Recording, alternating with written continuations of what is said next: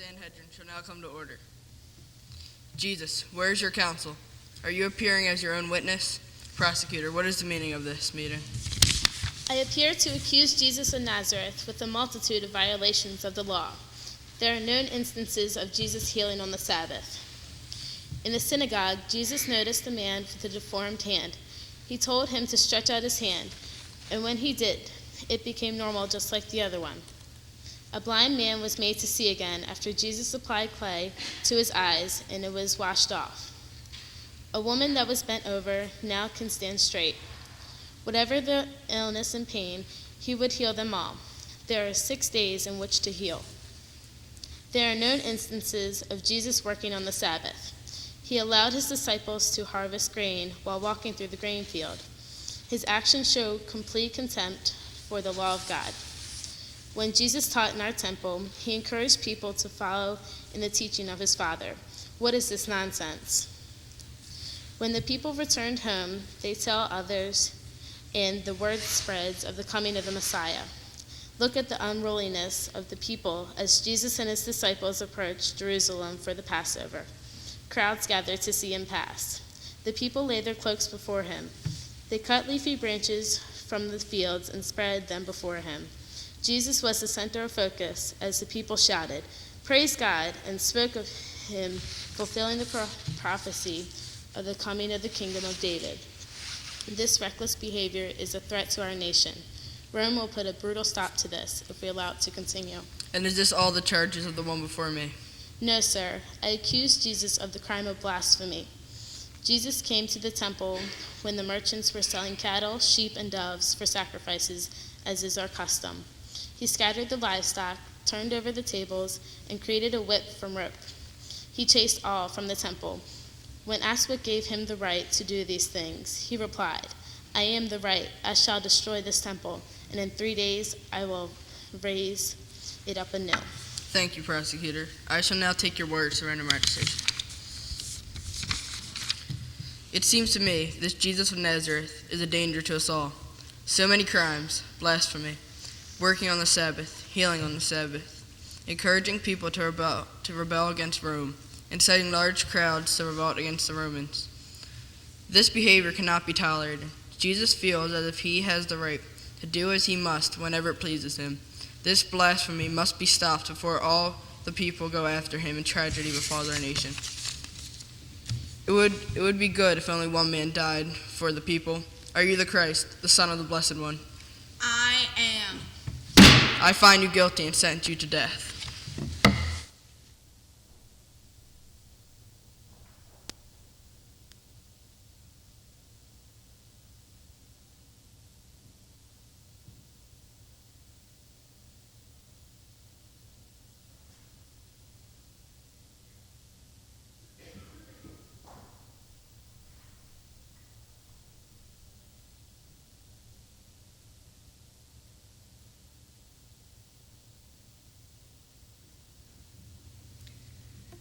When morning came, all the chief priests and the elders of the people conferred together against Jesus in order to bring about his death. They bound him, led him away, and handed him over to Pilate, the governor.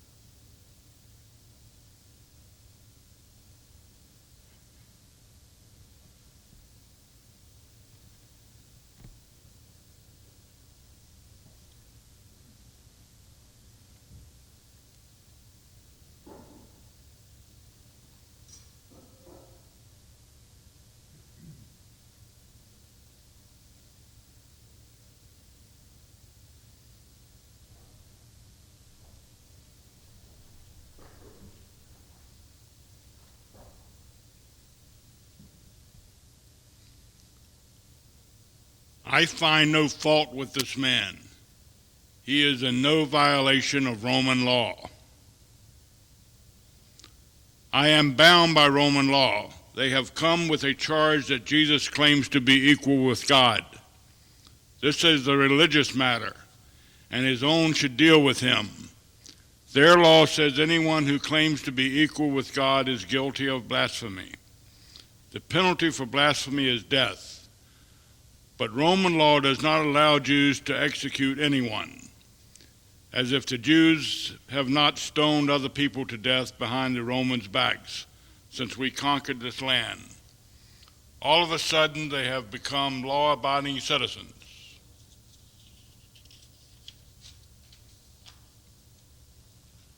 I do not know. If I have another uprising in my district, I could lose my job and my life. They want death. Death penalty for what? I had this man tortured with lashes. I thought that would satisfy them. Yet, they continued to pester me. What do they want from me? It is a religious matter. Though there is something at stake here for me. If Jesus is claiming to be king of the Jews, this could mean trouble. And this claim to be God competes with the emperor. Caesar would not look kindly upon me if I stood by and watched someone lay claims to his authority. Lord of Lords sounds threatening to the security of Rome. I almost forgot, this message is from my wife. It is about you, Jesus. My husband, please abstain from having to judge Jesus of Nazareth. I am having dreams bringing great suffering and sorrow to our house. I beseech you, have nothing to do with that innocent man. Crucify him. He is not our king. You are not the Son of God. Crucify him. Why are they doing this? Yes, he is innocent, but I do not care about condemning him. I will do their dirty work for them. Guard, remove this condemned from the city. Flog and crucify him.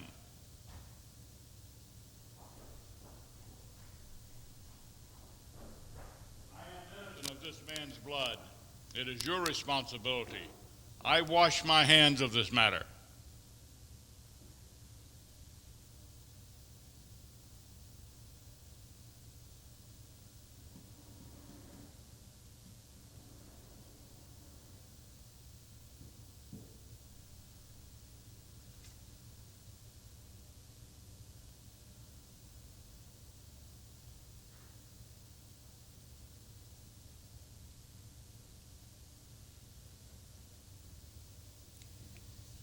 Then the soldiers led him into the courtyard of the palace, that is the governor's headquarters. And they called together the whole cohort. And they clothed him in a purple cloak, and after twisting some thorns into a crown, they put it on him. And they began saluting him. "Hail, King of the Jews!" They struck his head with a reed, spat upon him, and knelt down in homage to him. After mocking him, they stripped him of the purple cloak and put his clothes on him. Then they led him out to crucify him.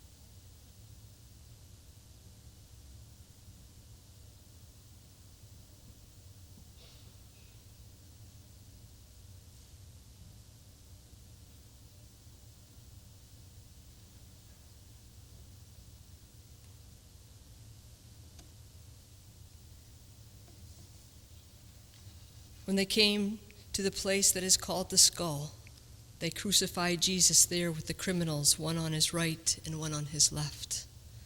Then Jesus said, "Father, forgive them, for they do not know what they are doing."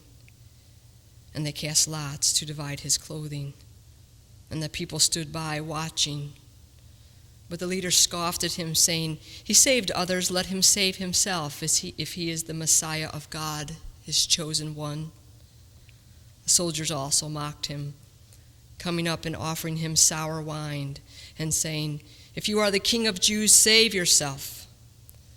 There was also an inscription over him, "This is the King of the Jews." One of the criminals who were hanging there kept deriding him and saying, "Are you not the Messiah? Save yourself and us." But the other rebuked him, saying, "Do you not fear God, since you are under the same sentence of condemnation? And we indeed have been condemned justly, for we are getting what we deserve for our deeds. But this man has done nothing wrong." And he said, "Jesus, remember me when you come into your kingdom."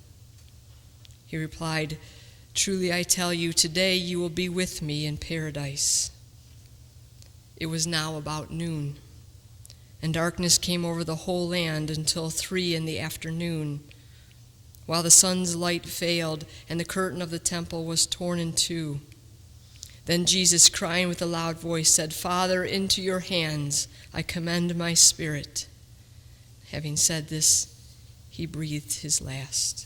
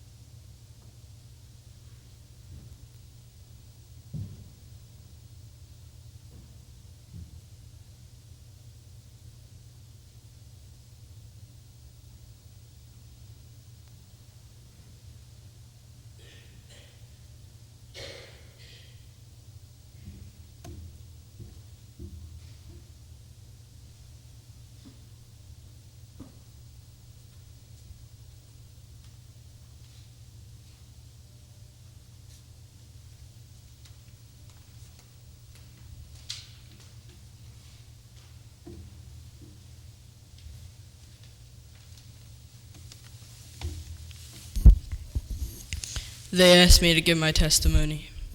Roman soldiers are not supposed to get involved with matters of politics or religion. So you will pardon me if I am not very enthusiastic about this. You may not be terribly enthusiastic about me being here after I tell you that I was the one who beat Jesus. That was not my idea. That was Governor Pilate's idea. The other rabbis were threatened by Jesus and wanted him dead. But Governor Pilate could not find anything to execute him for. He thought a beating would satisfy them. I was just following orders.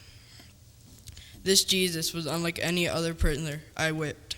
He never even cursed at me like they always do when I ripped their backs open with my whip. By the time I was finished, he was a mess. I thought he was going to die, but I was able to revive him with a bucket of cold water.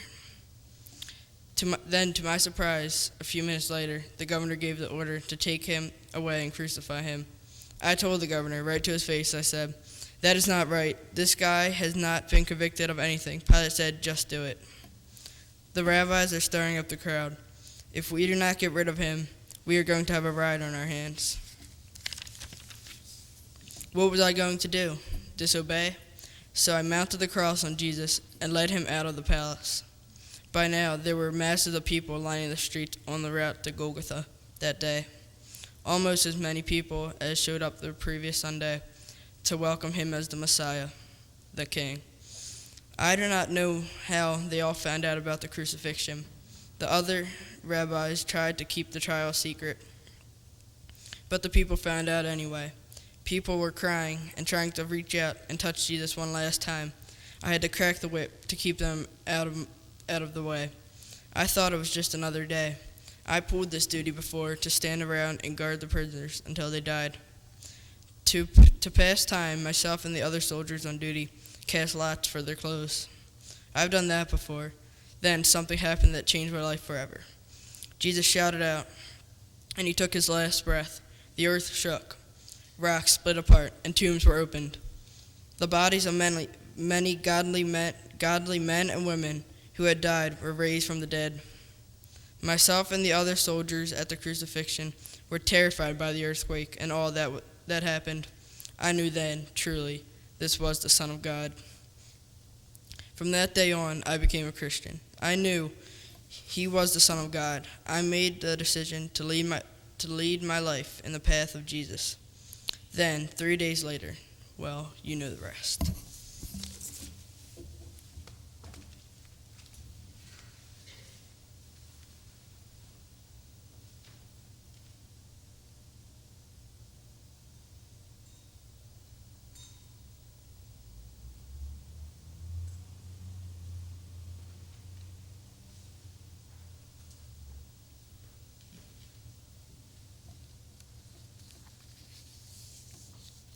He was despised and rejected by others, a man of suffering and acquainted with infirmity, and is one from whom others hide their faces.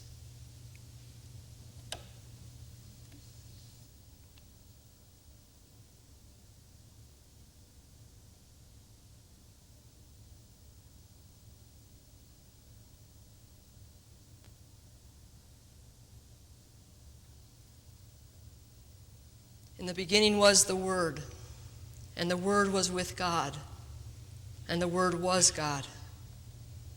He was in the beginning with God. All things came into being through him, and without him not one thing came into being. What has come into being in him was life, and the life was the light of all people. And this is the judgment, that the light has come into the world, and people loved darkness rather than light, because their deeds were evil.